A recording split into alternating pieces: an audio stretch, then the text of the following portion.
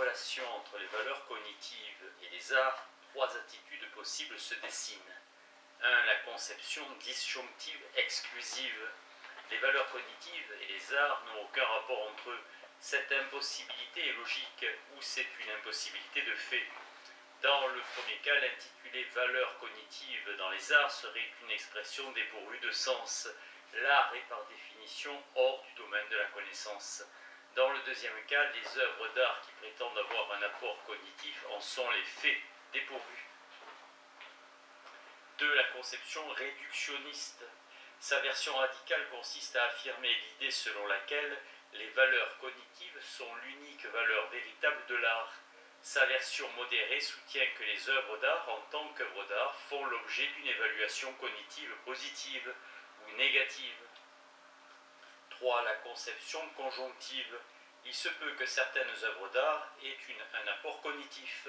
La distinction tranchée dans les séries L et S milite plutôt en faveur de la conception disjonctive, alors que les conceptions réductionnistes et conjonctives accordent du sens à l'enquête proposée ici sur les valeurs cognitives dans les arts. Notre question relève de l'évaluation des œuvres d'art du point de vue cognitif. Elle comprend deux aspects: d'un côté la valeur cognitive de l'art en général, distincte des autres artefacts et activités humaines, mais non opposée à celle-ci. De l'autre, la valeur cognitive de tel type d'art, musique, photographie, littérature, ou de telle œuvre d'art en particulier par rapport à telle autre. Cette question présuppose que la valeur des œuvres d'art n'est pas restreinte à leur valeur esthétique ou à d'autres valeurs morales, politiques. Curieusement, la défense des valeurs cognitives dans les arts suscite certaines réticences que la défense des valeurs morales ou politiques ne provoque pas. Mais il y a des raisons pour penser que cette attitude n'est pas cohérente. Tout d'abord, le doute sur l'idée même de valeur cognitive dans les arts émerge de présupposés erronés. De la surestimation du rôle de la sensibilité dans l'expérience d'une œuvre d'art et de l'opposition arbitraire entre émotion et connaissance découle le rejet en bloc de la rationalité dans le domaine des arts. Ensuite, entre un bon nombre de valeurs morales, politiques, hédoniques et certaines valeurs cognitives, il y a des liens étroits. Le plaisir pris lors de la lecture du livre Le Rouge et le Noir de Stendhal survient sur sa valeur cognitive. Enfin, faire fi des valeurs cognitives dans les arts, c'est masquer ce qu'est une œuvre d'art et ce qu'elle suppose pour être appréhendée. Ainsi, l'analyse sous des formes variées de la notion de valeur cognitive doit permettre, nous l'espérons, de reconcevoir l'évaluation des œuvres d'art, restreintes la plupart du temps à leur valeur esthétique, et d'élaborer quelque peu l'examen de la relation entre les arts et la connaissance, et par là celle entre les séries L littéraires et S scientifiques. Le cognitivisme esthétique. La valeur cognitive de l'art renvoie à ce qu'il est susceptible de nous apprendre. Le cognitivisme esthétique est la thèse selon laquelle la valeur artistique d'une œuvre d'art réside, au moins partiellement, dans ce qu'elle nous apprend ou nous fait comprendre. L'idée selon laquelle la valeur artistique d'une œuvre d'art est fonction de la valeur intrinsèque ou esthétique de l'expérience que l'œuvre offre et non d'une quelconque valeur instrumentale est rejetée. En effet, cette hypothèse recèle trois difficultés principales. D'une part, elle repose sur une division difficilement soutenable entre les éléments ou aspects d'une expérience et ses effets. D'autre part, on ne voit pas pourquoi seule la valeur intrinsèque serait la mesure de la valeur de l'œuvre. Enfin, la restriction de la valeur artistique à la valeur esthétique ne va pas de soi. Dès lors, l'évaluation cognitive d'une œuvre d'art fait partie intégrante du processus d'évaluation. Il convient de bien distinguer cette conception qu'est le cognitivisme esthétique du projet de faire entrer l'esthétique et la philosophie de l'art dans le cadre des sciences cognitives. Selon ce dernier projet, à terme, on serait conduit à une complète naturalisation de l'esthétique, devenue alors un simple chapitre de la psychologie cognitive, des théories scientifiques de la perception, voire des neurosciences. Elle nous expliquerait pourquoi nous sommes conduits à apprécier esthétiquement certaines formes, rythmes, couleurs, mouvements, et comment cela se passe dans notre cerveau. Parfois, ce projet prend aussi la forme d'une anthropologisation de l'esthétique, tenant compte de la formation de comportements esthétiques, voire des conventions sociales qui les structurent. À la différence de cette entreprise de naturalisation de l'esthétique, Le cognitivisme esthétique consiste à mettre en évidence les bénéfices cognitifs possibles de l'art. C'est une thèse finalement ancienne dont les réflexions sont pour l'essentiel empruntées à un cadre de discussion sur l'art chez Aristote, lorsqu'il affirme par exemple que la poésie est plus philosophique que l'histoire. Cette conception conduit à reconsidérer radicalement le clivage entre l'épistémologique et l'esthétique. D'un autre côté, elle n'implique nullement, comme le font certains postmodernes, de contester la prétendue rationalité de l'activité scientifique et par là de dérationaliser les sciences. C'est plutôt le mouvement inverse. La rationalité est tout aussi bien présente dans les sciences que dans les formes artistiques et l'activité qui les produit. Il existe une autre façon de concevoir le cognitivisme esthétique. Elle consiste à insister sur la dimension cognitive exigée pour reconnaître et apprécier les propriétés esthétiques des choses en général et le fonctionnement esthétique des œuvres d'art en particulier. L'apport de Nelson Goodman sur ce sujet est d'ailleurs fondamental. Il choisit de se séparer de tous les lieux communs qui caractérisent le rapport à l'art et d'appréhender l'expérience esthétique comme une activité cognitive à part entière. L'activité de compréhension du fonctionnement symbolique des œuvres implique des compétences sémiotiques et la mise en œuvre de relations logiquement descriptibles, le déchiffrement de symboles, contre l'objection selon laquelle la valeur cognitive de l'art, entendue en ce sens, développement de capacités cognitives, est infime et par là insignifiante. Le cognitivisme peut répondre que les arts aident à renforcer des capacités possédées de manière embryonnaire et permettent de les exercer de manière spécifique. On peut prendre pour exemple la compétence fictionnelle nécessaire au fonctionnement des œuvres cinématographiques. Ainsi, la portée de l'art n'est plus restreinte à l'affectif, alors que dans l'approche traditionnelle, le rôle de l'art est circonscrit à la stimulation, à la libération d'émotions.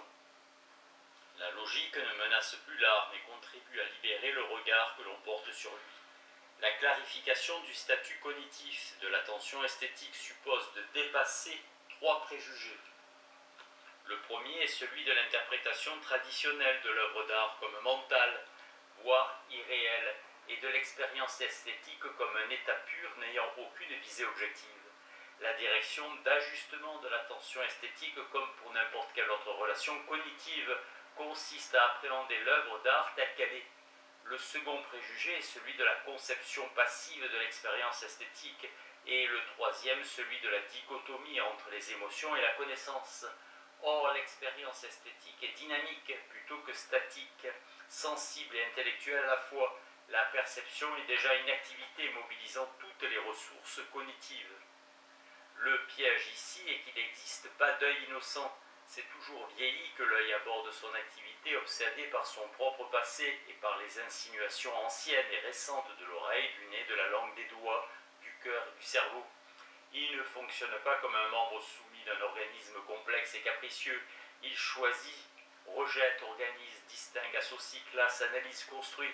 Il saisit et fabrique plutôt qu'il ne reflète. Rien n'est vu, tout simplement à nu. Nelson Goodman dans le langage de l'art. L'appréhension d'une œuvre d'art implique des processus actifs et constructifs de discrimination. La différenciation du narrateur et du personnage principal dans une œuvre littéraire, par exemple, de mise en relation, la saisie de l'intervalle entre les deux dernières notes d'une sonate de Mozart, d'organisation, la reconstruction du sens de l'histoire dans le film 21 grammes, lequel fait usage du procédé cinématographique du découpage séquentiel déstructuré. L'expérience esthétique n'est donc pas une pure réceptivité, mais plutôt une construction, une activation de ce qu'est l'œuvre. Écouter une œuvre musicale, assister à un spectacle de danse, regarder une œuvre picturale, ce n'est pas subir ces œuvres et se traîner après elles, mais découvrir comment elles fonctionnent. De cette conception cognitive de l'expérience esthétique, il ne s'ensuit pas l'exclusion de l'aspect émotionnel.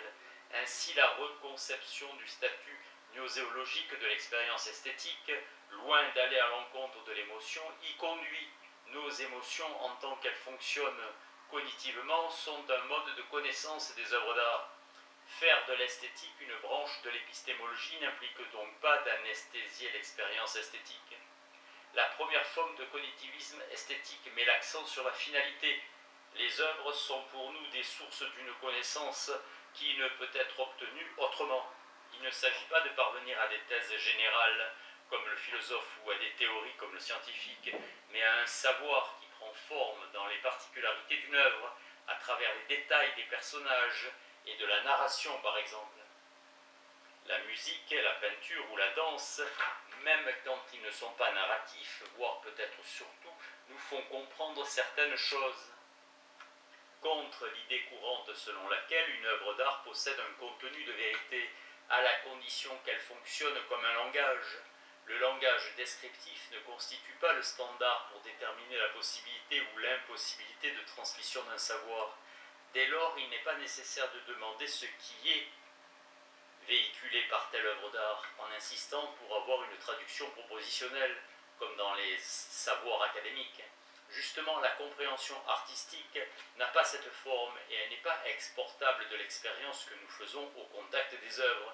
D'ailleurs, alors que la fantaisie du voyageur de Schubert, composée en 1822, la transcription qu'en fera Liszt en 1851 et le livre Scènes de la vie d'un propre arien de Joseph von Eichendorff ont un contenu cognitif général identique. Aucune œuvre ne peut se substituer à l'autre en ce qu'elles permettent d'accéder différemment à un même répertoire émotionnel. L'art développe des manières d'être informatives différentes des sciences. La deuxième forme de cognitivisme, sans récuser la première, porte plus sur le processus par lequel les œuvres d'art sont appréhendées et appréciées. Bien loin d'être un bain émotionnel et un maelstrom mental, on peut décrire les opérations cognitives à l'œuvre dans notre relation aux œuvres d'art, pour peu qu'on dispose d'une théorie suffisamment élaborée des symboles. Ainsi, reconnaître l'existence d'une rationalité, d'un investissement cognitif dans l'expérience esthétique permet d'une part de couper court aux thèses romantiques et idéalistes. La relation esthétique y est considérée comme une forme d'empathie ou de réeffectuation imaginaire. D'autre part, de présenter l'œuvre d'art comme une réalité publique et publiquement accessible, et enfin de mettre en évidence l'interpénétration du théorique et de l'artistique. L'expérience esthétique étant principalement une entreprise cognitive. La plausibilité de la conception disjonctive selon laquelle la relation esthétique s'opposerait à toute relation cognitive résulte d'une réduction abusive de la relation cognitive à l'investigation scientifique. Cette dernière, qui implique une spécialisation extrême, n'a effectivement que peu de rapport avec l'expérience esthétique, mais elle n'en a pas plus avec la relation cognitive basique. C'est dans son usage trivial et non spécialisé qu'est employé le terme cognitif pour décrire la saisie d'une œuvre d'art. Par conséquent, l'investigation scientifique et l'appréhension d'œuvres d'art sont au même titre des relations cognitives. Ceci ne signifie pas que ces deux expériences sont réductibles l'une à l'autre, mais seulement que les différences entre les deux sont des différences internes au domaine cognitif, et non entre des relations cognitives et d'autres qui ne le sont pas. Cependant, le cognitivisme esthétique, dans sa version insistant sur la maîtrise de systèmes symboliques, ne sous-estime-t-il pas une part irréductible de matérialité des œuvres? En effet, elle ne s'adresse pas seulement à l'intellect, mais au corps. Une partie de la relation que nous entretenons avec elle n'est pas conceptuelle. Elle relève bien plus d'une phénoménologie de l'expérience esthétique, comme on la trouve par exemple chez Merleau-Ponty, Michel-Henry ou Henri Maldinet, que de l'analyse sémiotique. Cela vaudrait particulièrement pour la musique ou la danse, mais peut-être pas moins pour la poésie, la peinture, la sculpture, l'architecture ou le cinéma. Le travail logique d'interprétation de certains types d'œuvres, c'est-à-dire d'application, de lecture, de manipulation de leur fonctionnement symbolique, mettrait à mal l'intervention de la subjectivité et de la sensibilité du spectateur. Seule une approche herméneutique non rationaliste et sensualiste est cohérente pour l'appréhension de certaines formes artistiques, ce qui équivaudrait à la différenciation parmi les arts entre ceux qui relèvent du domaine de l'interprétation descriptive et ceux qui relèvent d'un autre ordre d'appréhension non cognitif. Néanmoins, la reconnaissance du caractère cognitif de l'expérience esthétique n'implique pas la mise entre parenthèses des dispositions émotionnelles et sensibles. Les aspects saisis d'une œuvre sont d'une extrême variété. Pour un même type d'œuvre, musicale ou littéraire par exemple, il y a des aspects où la dimension sensorielle est dominante et d'autres où la dimension intellectuelle prévaut. La capacité de comprendre une œuvre d'art consiste en la maîtrise d'un type de comportement élaboré. Comparer, classer, goûter les différences, raconter une histoire, danser, chanter, décrire la structure, éprouver une émotion. La compréhension artistique ne peut pas se limiter à l'interprétation descriptive ou à l'analyse logique. Elle est une activité cognitive où les mots occupent une place très modeste. Inclure l'expérience esthétique dans le domaine cognitif implique donc de concevoir les capacités émotionnelles, sensibles et corporelles comme des modes de compréhension à part entière. Le problème reste pourtant entier de savoir si la valeur cognitive visée par les œuvres est artistique.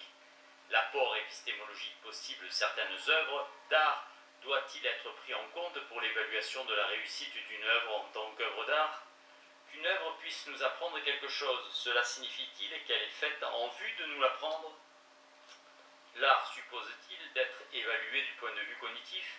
C'est le choix entre la conception réductionniste, l'évaluation cognitive est fondamentale au sens de principal et ou essentiel pour l'appréciation d'une œuvre d'art, ou simplement conjonctive.